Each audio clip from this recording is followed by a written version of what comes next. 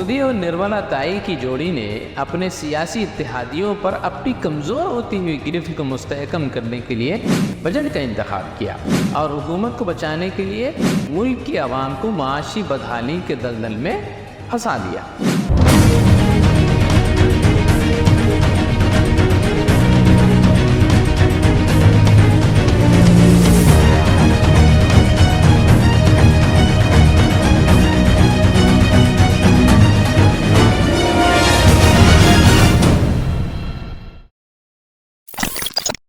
ناظرین آداب، آپ دیکھ رہے ہیں views on news. Nirmala Sitharaman جو ملک کی وزیر خزانہ ہیں، انہوں نے پارلیمنٹ میں بجٹ پیش کر دیا ہے۔ اس بجٹ میں کیا ہے اس کی کچھ تفصیلات میں آپ کے سامنے رکھوں گا کہ حکومت نے کن چیزوں پہ خرچ کرنے کا ارادہ کیا ہے اور کیا ایکسپینڈیچر سے اور کیا جو ہے انکم ذرائع ہے اس پہ تھوڑی سی گفتگو کریں گے۔ سب سے پہلے شروعات کرتے ہیں روزگار سے متعلق، چونکہ بے روزگاری ملک کا اس وقت سب سے بڑا مسئلہ بنی ہوئی ہے۔ جیسے کہ راہل گاندھی نے کہا کہ کانگریس کے 2024 کے مینیفیسٹو میں جو باتیں درج کی گئی تھی اس کا ایک حصہ حکومت نے اپنے بجٹ میں پیش کیا ہے، یعنی اس کی نقل کی ہے۔ حکومت نے روزگار سے متعلق جو انسینٹیوز دینے کی بات کی ہے اور انٹرنس اور اپرنٹس شپ کو اہم پالیسی میٹر کے طور پر پیش کیا ہے۔ یہ اچھی بات ہے کہ حکومت نے کسی اپوزیشن پارٹی کے منشور یعنی مینیفیسٹو کی اہم چیز کو اپنے بجٹ میں شامل کیا ہے، کرنا بھی چاہیے۔ اس بات پر مرکزی وزیر خزانہ یعنی فائنانس منسٹر کی تعریف بھی کی جانی چاہیے۔ یہ خیالات تو بڑے اچھے معلوم ہوتے ہیں کہ حکومت نے روزگار سے منسلک جو مراحت ہیں یعنی انسینٹیو سے اور اپرنٹس شپ کو اپنے بجٹ کا حصہ بنایا تو ہے، لیکن کیا وہ اس پہ عمل کرنے والی ہے، اس کی تھوڑی وضاحت ہونی ابھی باقی ہے۔ یہ کچھ حد تک تو بے روزگاروں کے درد کو کم کرتا ہے، لیکن حکومت نے جب خود سے یہ سوال کیا ہوگا کہ کیا محض ان مراحت یعنی انسینٹیوز سے روزگار کے بنیادی مسائل حل ہو جائیں گے، ختم ہو جائیں گے، تو ایمانداری سے اگر وہ جواب دیں گے تو یقیناً انہیں جواب منفی یعنی نگیٹو ہی ملا ہوگا۔ نیو امپلائمنٹ جنریشن اسکیم کے لیے 10,000 کروڑ اور نئے انٹرنشپ پروگرام کے لیے 2,000 کروڑ روپے مختص کیے گئے۔ ان دونوں اسکیموں میں مختص کردہ رقم کو دیکھنے سے صاف ظاہر ہوتا ہے کہ حکومت کے پاس خود اعتمادی یعنی سیلف کانفیڈنس کی کمی ہے۔ جس طریقے سے اس نے آتم نربھر بھارت کے ساتھ سلوک کیا ہے، یہاں بھی وہی معاملہ نظر آتا ہے۔ بنیادی طور پر حکومت ان مسائل کو حل کرنے کے لیے سپلائی سائڈ کے اقدامات پر انحصار کر رہی ہے، جو کہ اکنامکس میں مانگ یعنی ڈیمانڈ کی کمی کی وجہ سے ہوتا ہے۔ اس کو یوں سمجھتے ہیں، ایک کمپنی 20,000 انٹرنس یعنی نئے ملازمین کی بھرتی کرے گی جو ایک نان اسٹارٹر کمپنی ہے۔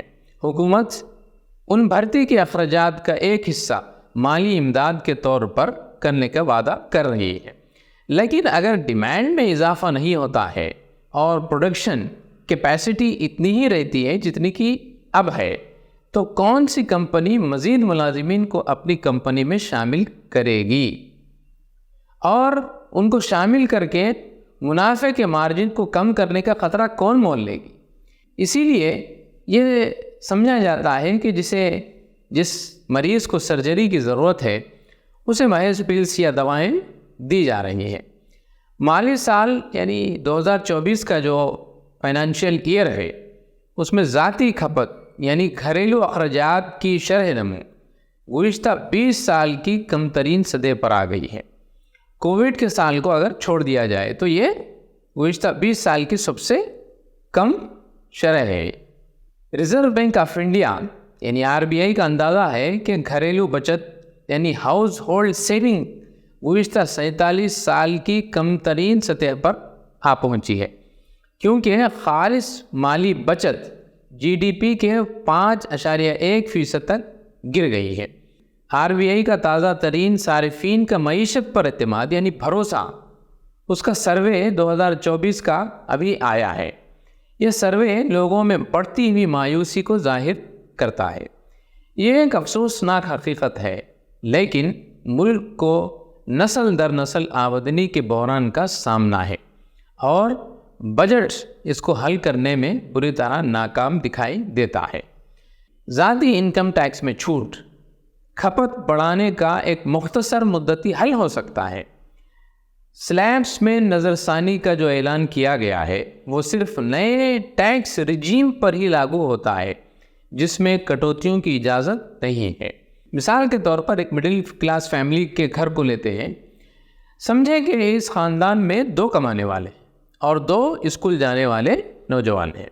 اگر وہ ایک فلیٹ خریدنے کے لیے ہوم لون لیتے ہیں، نئے ٹیکس نظام کے تحت انہیں اپنی EMI میں سود کے جز کی کٹوتی حاصل کرنے کا حق نہیں ہوگا، یعنی انہیں ٹیکس کی بچت میں کوئی فائدہ نہیں ہونے والا ہے۔ خوراک کی قیمتوں میں مسلسل اضافہ، خانگی اداروں میں تعلیم اور صحت کی دیکھ بھال مہنگی ہونے سے ایک مڈل کلاس فیملی اپنی خریداری کو مؤخر کرنے پر مجبور ہے۔ اب یہی خریداری کو اگر ڈیلے کیا جاتا ہے تو اس کی وجہ سے قومی سطح کی مانگ میں بھی کمی ہو رہی ہے۔ مہنگائی اب بھی اکثر خاندانوں کے لیے ایک بڑی پریشانی کا باعث بنی ہوئی ہے۔ وزیر خزانہ نے قیمتوں میں اضافہ اپنے ہدف کے اندر ہونے اور اشیاء ضروریہ یعنی بیسک نیڈز یعنی مہنگائی کم ہونے کا دعویٰ کر رہی تھی، جبکہ ماہ جون میں اشیاء خوردنوش یعنی کھانے پینے کی اشیاء کی مہنگائی 5.9% سے آگے بڑھ گئی ہے، یعنی اس سے بڑھ گئی ہے۔ سبزیوں اور پھلوں کی قیمتیں عام آدمی کی پہنچ سے باہر ہے۔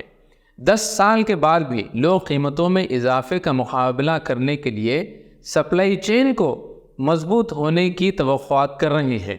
گھریلو خرچ سے متعلق سروے سے پتہ چلتا ہے کہ 80% سے زائد لوگ ڈیلی 200 روپے سے کم خرچ کر رہے ہیں، جبکہ اس میں بھی تقریباً 34% لوگ ڈیلی 100 روپے سے بھی کم خرچ کر رہے ہیں۔ اب اندازہ لگائیے صورتحال کیا ہے۔ ملک کی اتنی آبادی کو اس سال بھی بجٹ میں کچھ حاصل نہیں ہوا۔ بجٹ میں اخراجات پر نظر ڈالیں تو صاف ظاہر ہوتا ہے کہ حکومت ناکام بجٹ پیش کرنے میں مہارت حاصل کر چکی ہے۔ خوراک اور کھاد کی سبسڈی کو کم کر دیا گیا ہے۔ دفاعی بجٹ میں بھی کمی دیکھی گئی ہے، جبکہ پینشن پر اخراجات میں معمولی سا اضافہ کیا گیا ہے۔ Mahatma Gandhi national rural employment guarantee act یعنی منریگا کے بجٹ کو جون کا تو برقرار رکھا گیا ہے، جب اسی مالی سال میں 5.8 کروڑ لوگ پہلے سے ہی اس کے تحت ہیں اور 25 لاکھ نئے افراد کو جاب کارڈ دیا گیا ہے۔ افراد کی تعداد تو بڑی ہے لیکن بجٹ نہیں بڑھایا گیا۔ فصل بیمہ اسکیم، یوریا سبسڈی اور غذائیت پر مبنی یعنی نیوٹرینٹس پر سبسڈی کو کم کر دیا گیا ہے۔ منریگا کی طرح PM کسان یوجنا کے بجٹ میں اضافہ نہیں کیا گیا، جبکہ ہر سال اس میں مزید لوگوں کا اضافہ ہوتا رہتا ہے۔ اس سال بھی اضافہ ہوا ہے، لیکن اس کے باوجود بجٹ نہیں بڑھایا گیا۔ خوشحالی کے کھوکھلے دعووں سے بڑھ کر اس سال کے بجٹ میں خاص بات یہ ہے کہ اس میں ایک اضافی 2AB بھی شامل ہے، وہی 2AB جسے برسوں پہلے مودی جی نے اپنی تقریر میں کہا تھا، وہی 2AB یہاں پہ ایڈ ہو گیا ہے۔ یہ ایکسٹرا 2AB کہاں سے آتا ہے؟ یہ ایکسٹرا 2AB کیا ہے آپ کو معلوم ہونا چاہیے۔ یہ ایکسٹرا 2AB آندھرا پردیش اور بہار ہے۔ یہ ایکسٹرا 2AB اپنے اتحاد کی مجبوریوں سے آیا ہے۔ بجٹ پیش کرتے وقت ایسا محسوس ہو رہا تھا کہ ہمیں پارلیمنٹ ہال سے آندھرا پردیش اور بہار کی اسمبلیوں میں پہنچا دیا گیا ہے۔ مودی جیسی ایک طاقتور شخصیت جن کی شبیہ ایک وشو گرو جنہیں اندھ بھکت بھگوان مانتے ہیں، اس بجٹ نے ان کی شخصیت کو خاک میں ملا دیا ہے۔ مودی اور نرملا تائی کی جوڑی نے اپنے سیاسی اتحادیوں پر اپنی کمزور ہوتی ہوئی گرفت کو مستحکم اور مضبوط کرنے کے لیے بجٹ کا انتخاب کیا اور حکومت بچانے کے لیے ملک کی عوام کو معاشی بدحالی کے دلدل میں پھنسا دیا ہے۔ ناظرین، فی الحال اتنا ہی، پھر ہوگی ملاقات کسی نئے موضوع کے ساتھ۔ تب تک کے لیے زعیم الدین احمد کو اجازت دیں۔ خدا حافظ۔